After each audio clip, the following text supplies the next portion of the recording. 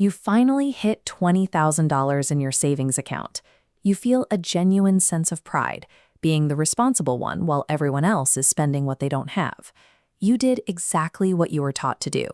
You skipped the luxury cars and the expensive vacations, and you parked that cash in a major bank where it would be safe.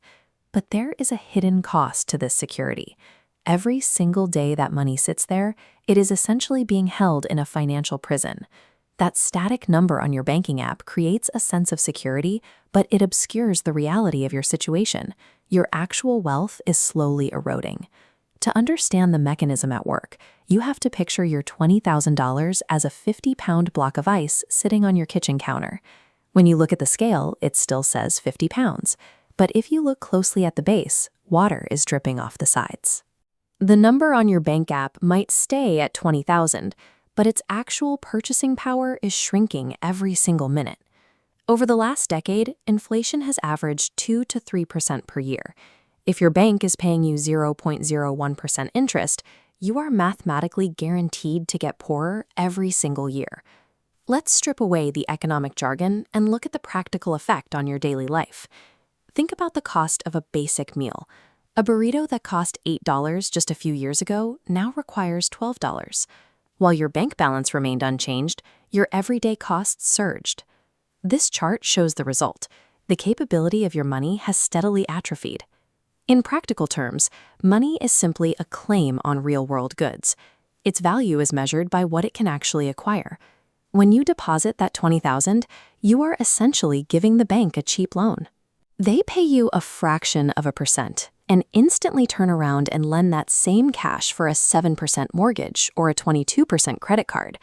The bank takes the entire profit, leaving you with pennies while you subsidize their massive overhead. Traditional banking is a wealth extraction machine built on the saver's desire for safety.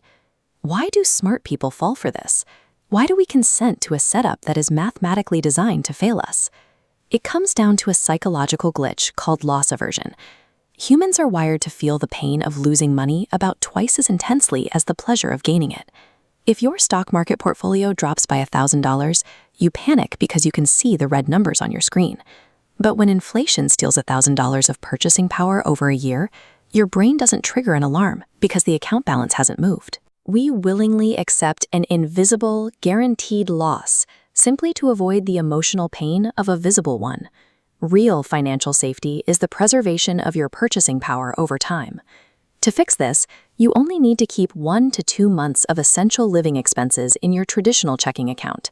Then, move the rest of your emergency fund into high-yield savings accounts or U.S. Treasury bills. Escaping the trap requires you to divide your money based on its purpose, immediate utility versus long-term preservation. The math is clear. A $20,000 fund at a big bank pays you roughly $1.50 for the entire year. A high-yield account pays you hundreds of dollars.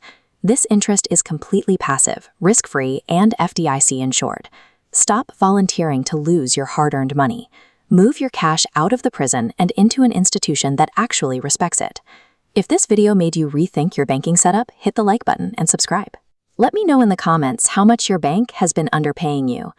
Taking control of where your cash sits is the easiest rebellion against a system designed to quietly drain your wealth. I'll see you in the next one.